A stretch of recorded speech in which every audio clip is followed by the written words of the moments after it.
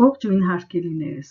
շնորհակալ եմ բոլորից, ովքեր բաժանորդագրվել են և հետևում են իմ հաղորդումներին, իսկ նրանք, ովքեր դեռ չեն բաժանորդագրվել, հիշեցնեմ, որ ցանկալի է բաժանորդագրվեք, գրեք մեկնաբանություններ, տարածեք, որպեսզի շատերը օգտվեն ժողովրդական բժշկության դարերով մշակված եղանակներից և առողջ լինեն։ Ներկայացնում եմ սպանախը, որը բուսական աշխարհի մեջ համարվում է սննդային գանձերից մեկը։ Այն շատ համեղ է, շատ արագ է եփվում և սրանով կարելի է պատրաստել բազմաթիվ ուտեստներ։ Այն կարելի է օգտագործել սկսած 6 ամսականից։ Սպանախը ապահովում է մեր օրգանիզմը բազմաթիվ արժեքավոր սննդանյութերով։ Սպանախը պարունակում է 90% ջուր և ունի ցածր կալորիականություն։ Չնայած ցածր կալորիականությանը, այն ունի հագեցնող հատկություն։ Այն կատարելապես համապատասխանում է առողջ սննդակարգի միտմանը։ Սպանախը նպաստում է քաշի կառավարմանը և նվազեցնում է ճարպային սննդակարգի բացասական հետևանքները։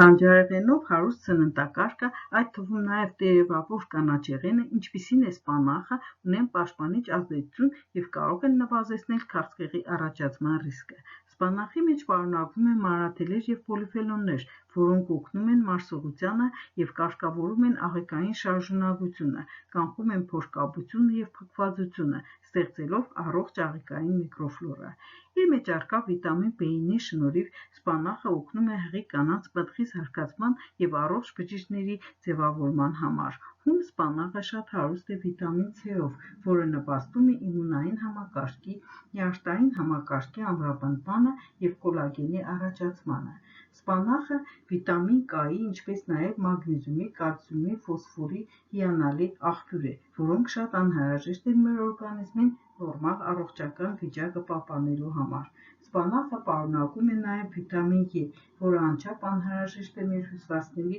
պաշտպանության համար։ Սպանախում առկա վիտամին A-ն բարելավում է տեսողությունը, նյութափոխանակությունը, իմունային համակարգը, մաշկի և մազերի առողջությունը, իսկ կալիումի շնորհիվ ապահովում է մկանային և նյարդային ֆունկցիաները, կարգավորում է արյան ճնշումը և սրտի աշխատանքը։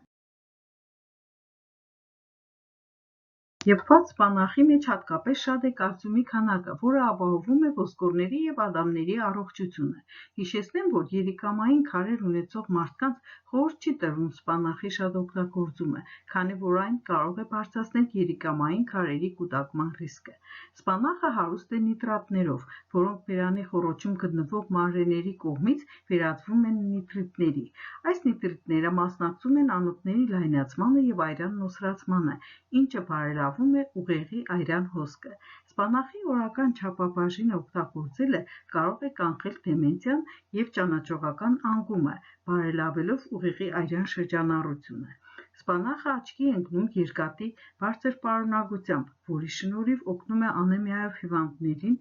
ունի կազդուրիչ և վերականգնող հատկություն, էներգիա է տալիս և անցկացնում է հոգնածությունը։ Թե սիրելիներս, կարծում եմ, այսքանը իմանալուց հետո հաճույքով կավելացնեք սպանախը ձեր սննդակարգում։ Առողջություն և բարօրություն եմ ցանկանում բոլորիդ։ Մինչ նոր հաղորդում։